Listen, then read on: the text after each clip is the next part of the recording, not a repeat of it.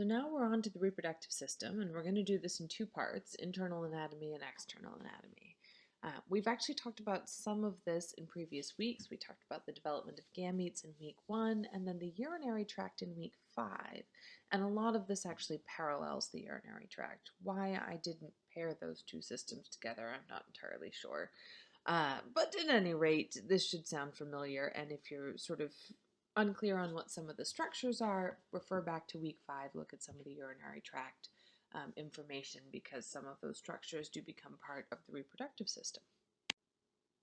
Okay, so initially, male and female structures are really the same.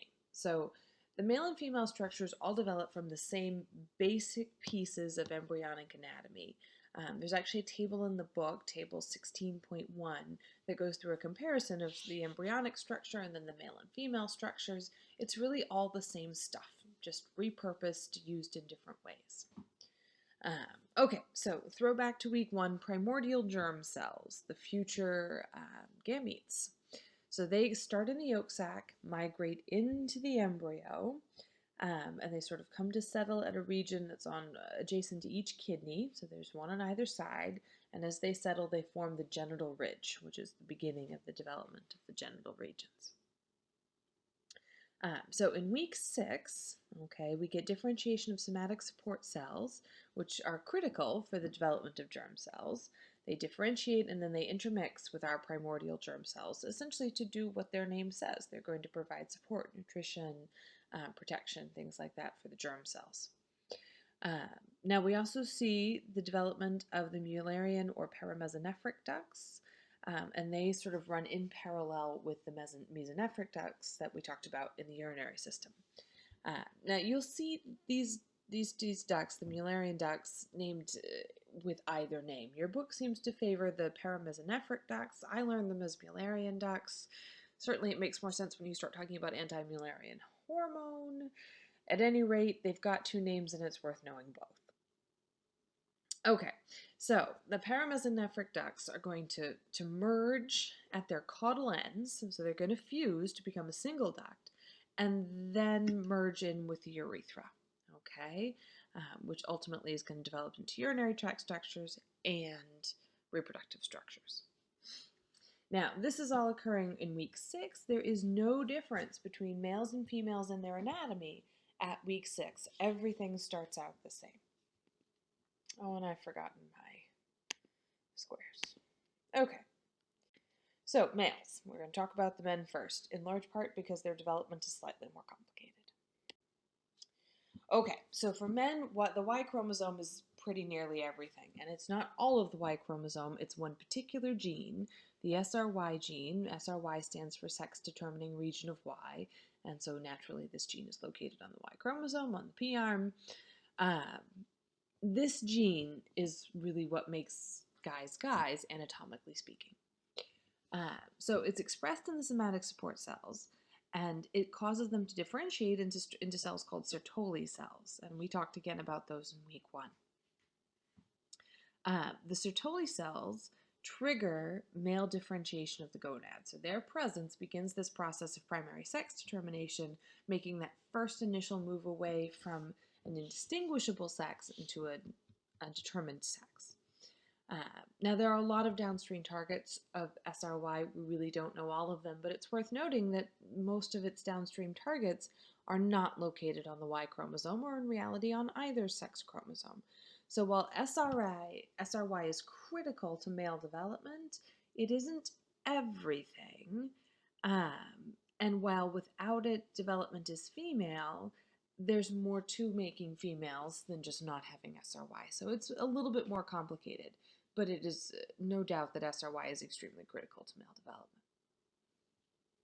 Okay, so now on to week 7. So the Sertoli cells and some of the other cells of the gonad surround the germ cells and form what are called the testis cords, which will ultimately differentiate into seminiferous tubules, but not until much later on, around puberty. The Sertoli cells also are going to form what's called the rete testis, which will connect the future seminiferous tubules with a section of the paramesonephric ducts. So remember, there's a whole sort of string of those ducts running the length of the sort of along the spine, one on either side. And those ducts are going, the rete testis connects the future seminiferous tubules with those mesonephric ducts. And that will ultimately become the epididymides, the vas deferens, and the seminal vesicles, again, all at puberty. A lot of this is going to finish up much, much later in a young man's life. Now, also during this week, the testes sort of assume a slightly rounder shape, that shape that they're headed towards, and they become surrounded by connective tissue, which will become the tunica albuginea, and that's sort of a protective and structure-giving tissue. By week 8, the Sertoli cells are secreting anti-Mullerian hormone. Remember, Mullerian, paramesonephric ducts, same thing. And that's going to cause the Mullerian or paramesonephric ducts to regress. Okay, so males don't use those structures, so the presence of the Sertoli cells secreting the anti-Mullerian hormone causes them to regress and disappear because the males don't have use for them. Now, differentiation of spermatozoa, the actual making of functional sperm, that all occurs at puberty. So these germ cells are arrested before they've really even entered meiosis. They will begin and complete it much later in development. Okay, so we talked a little bit about the idea that there are downstream targets of SRY. Again, we don't know a lot about them, but one of them is SOX9. Now, this is a gene that's located on chromosome 17, and mutations in this gene produce a syndrome called campomelic dysplasia. It's inherited in an autosomal dominant manner, which is to say it usually isn't inherited at all. It's usually the result of a de novo mutation, a new mutation, because individuals with this condition, as a rule, do not live to reproduce. So there are a number of different anomalies that go along with this, and actually most of them are not having anything to do with the reproductive system. So clearly SOX9, in addition to its reproductive functions, has other functions as well. But these kiddos have a number of different skeletal anomalies. I don't have them all here, but some of the classic ones are this bowing of the long bones of the limbs. So the long bones are supposed to be largely straight, but in these kids they're bent. Sometimes fairly dramatically so. They have club feet, which this little girl has. You can see them. They have this sort of unusual facial features with a large head. But one of the biggest issues for them is this laryngeotracheal malacia, which is essentially a weakness of the cartilage that holds the airway open. So these are kiddos that really can't keep their airway open because the structure that's supposed to hold it open isn't there. And so one of the primary causes of mortality for these kids is airway issues, breathing issues, and most of them will die in infancy as a result. But getting back to the purpose of this particular lecture, for chromosomal males that have campomelic dysplasia, so chromosomal males that have mutations in SOX9, about 75% of them will either have ambiguous genitalia, so genitalia that isn't quite male and isn't quite female, where it's legitimately difficult to tell which category it ought to fit into, or they may actually have normal female genitalia. And so one of the things that has to be done for a kiddo with a diagnosis of campomelic dysplasia is a chromosome test, karyotype, or however way you wish to do it. As we talked about earlier, there are a number of different ways, but to establish chromosomal sex, to sort of help with understanding what's going on anatomically here.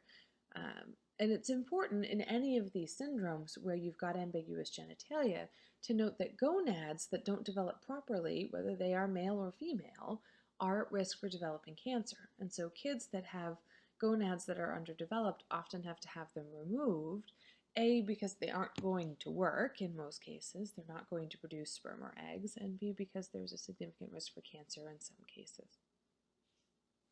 Now, interestingly, if you actually duplicate SOX9 in females, you can virilize them. So virilize means you make them male.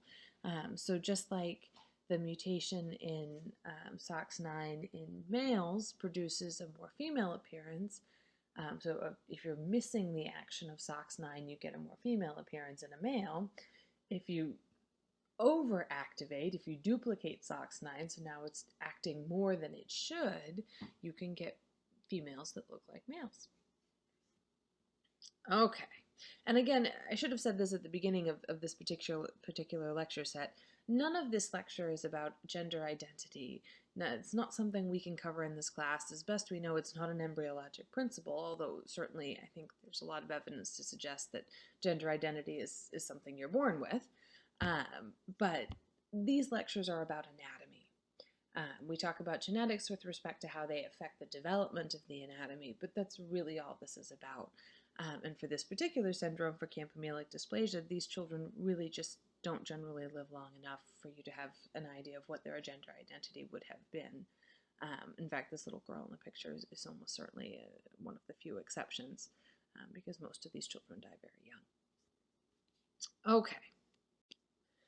So we'll move on to hormones. And again, we're not going to cover the full breadth of all the wonderful and interesting things that hormones do for your reproductive system, but there are a couple that it's worth spending some time on. So the Sertoli cells recruit mesenchymal cells into the developing gonads, and they then differentiate into what are called Leydig cells. And Leydig cells are critical because they produce testosterone. And testosterone is, of course, absolutely critical for the development of male structures, in particular the derivatives of the mesonephric duct, the epididymis, the vas deferens, and the seminal vesicle. So, how do they do it? The Leydig cells produce an enzyme called 5-alpha reductase, which produces dihydrotestosterone. So it converts testosterone into dihydrotestosterone. And dihydrotestosterone is critical for the development of a number of male structures, including the urethra in males, the prostate, the penis, the scrotum, and induces descent of the testes. So the testes start out developing within the body and then have to move down into the scrotum. Now, shortly after a boy is born, his Leydig cells regress, they degenerate, they disappear, okay? But then they come back, reappear, redifferentiate at puberty, and produce the androgens that are critical for males going through puberty normally. And as you might expect, you can have anomalies of 5-alpha reductase, which is what we're going to talk about next. So 5-alpha reductase deficiency. This is caused by mutations in the SRD5A2 gene, which is on chromosome 2. So again, while it's critical for male development, this gene exists on a non-sex-specific chromosome. But at any rate, this gene produces the 5-alpha reductase 2 enzyme, which converts testosterone to dihydrotestosterone. Okay. Now, this particular syndrome, 5-alpha reductase deficiency, is a recessive one. So this is one that is often inherited. And again, all of the symptoms here are for males, not for females. And that makes sense because females aren't really using testosterone, so if you're not able to produce it correctly, it's not a big deal if you weren't planning to use it in the first place. Now, unlike campomelic dysplasia, most of the effects of this are on the reproductive system specifically. This is not one that has a broad range of other effects. But at any rate, you get abnormal development of the external genitalia of males. It may be an underdeveloped male, so clearly male genitalia, but not very well developed, generally a very short phallus, small scrotum, etc. And genitalia may be ambiguous. You can't tell whether it was meant to be male or female, or it may be outright female. And there are some boys, some chromosomal boys, with 5-alpha reductase deficiency who are not detected until much, much later on because their genitalia is so apparently female that nobody ever thinks there's anything to question, and they're raised as females for a period of time. Now, at puberty, when a male's body converts to using testosterone instead of dihydrotestosterone, then they start to develop the secondary sexual characteristics of males because they have male genetics, and so their body is primed to respond to testosterone, which is not affected by their 5-alpha reductase deficiency. The testosterone isn't the 5-alpha reductase isn't necessary for the production of testosterone. So, at puberty, they start to see deepening of the voice, increase in muscle mass, development of pubic hair, they get growth spurt, enlargement of the penis and the scrotum, all of the things that go along with male puberty, except that in some cases they had been raised and thought of themselves as females. Now, as you might expect, this condition does pretty much always cause infertility because they don't have normal development of the testes. But it's an interesting, from a medical scientific perspective, a very interesting syndrome. And actually, there was a novel written about it. This is not from life. This is not an autobiography, although there's certainly, when it came out, some question as to whether or not it was, but it's not.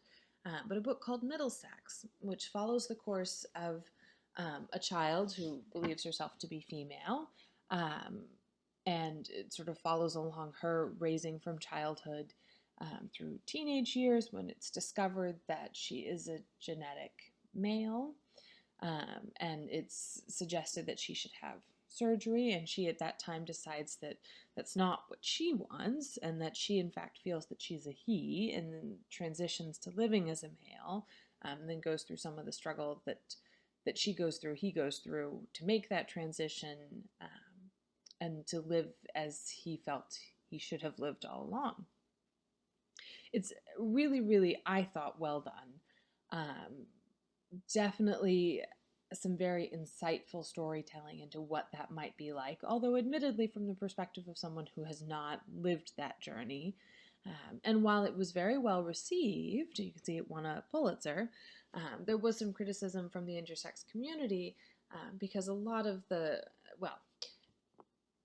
grandparents of the main character are brother-sister, so it was an incestuous relationship that brought them together, although of course that's not ultimately what produced the 5-alpha reductase deficiency in the main character, since it was his grandparents, not his parents, but his parents actually were also second cousins. At any rate, incest is one of the major themes, as is some of the Greek mythology involving monsters and myth, and so there was some criticism from the intersex community about the pairing of this particular condition, an individual who was intersex, with these themes of incest and monsters, and perhaps suggesting that to be intersex was to be dirty or to be monstrous. I don't really think that's what the author intended, but when you're sort of already living as part of a misunderstood community, you hate to see people sort of perpetuating a misunderstanding. At any rate, I thought it was a good book, and I think it's insightful. And if anybody's interested, it's certainly, I think, an engaging and easy read. At any rate, back to anatomy. Okay, so the mesonephric duct. We've been sort of dancing around it, and now let's just talk about it. So remember it from urinary tract development. Okay. The derivatives of the mesonephric duct from male reproductive system are the epididymis, the vas deferens, and the seminal vesicle. And remember, all of these structures occur bilaterally, so there's 2 of each. And you've got pictures of them here. I'll remember my boxes this time. Okay. Now, several of the mesonephric tubules are going to merge with the rete testis, and they'll become the efferent ductules. And then we also get development of the prostate gland and the bulbourethral glands, which actually bud off from the urethra. So the glandular tissue for those 2 glands comes from the urethra. It just sort of essentially buds off, grows outward from that existing structure. And then the muscle and connective tissue of those glands are derived from the surrounding mesenchyme. So these glands are composed of 2 different tissue origins. Okay, so now that we've covered males, let's talk about females. Again, they're a little bit simpler. Okay, so if you don't have a Y chromosome, then you're not going to express SRY, and you're not going to produce testosterone, and a lot of the things that happen in males are simply just not going to happen. So you're not going to see inhibition of development of the germ cells, and so the germ cells will go ahead and begin meiosis. So in a female, they begin oogenesis, and they differentiate all the way through to primary oocytes. Now, the presence of the primary oocytes then signals the adjacent somatic support cells and causes them to differentiate into follicle cells. And then the follicle cells turn right back around and inhibit or arrest the meiotic process in the primary oocytes. The follicle cells also surround each primary oocyte to become the primordial follicle, which you'll remember from week 1. So all of this has the effect of creating the follicles surrounding the oocytes, which are sort of arrested in the primary oocyte stage until puberty, of course, when they can pick back up again. Now, the ovary itself is divided into two regions, the cortical region and the medullary region. The cortical region is the exterior, okay? And that's where all the follicles are, around the exterior of the ovary, which makes sense since when the follicles actually rupture and an egg is released into the fallopian tubes, it needs to be near the exterior. The medullary region, or the interior of the ovary, is connective tissue, blood vessels, nerves, etc. Okay, so last slide in this one, thecal cells. So they're the homologue of the Leydig cells in males. But of course, thecal cells do not secrete testosterone. And because they don't, you get regression of the mesonephric ducts and the mesonephric tubules, and they disappear. So those structures disappear in females, like the Mullerian ducts disappear in males.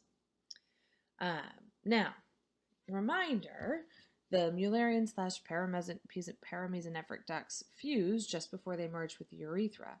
In females, once they fuse, they actually then sort of extend that fusion from the caudal region cranially, and that will ultimately become the uterovaginal canal, which will go on to form the uterus and maybe the vagina, although there's a lot of debate about that, and your book spends some time on it. Now, the unfused portion of the paramesonephric ducts will become the fallopian tubes, which sort of completes the internal anatomy for females. Okay, and that's the end of this one.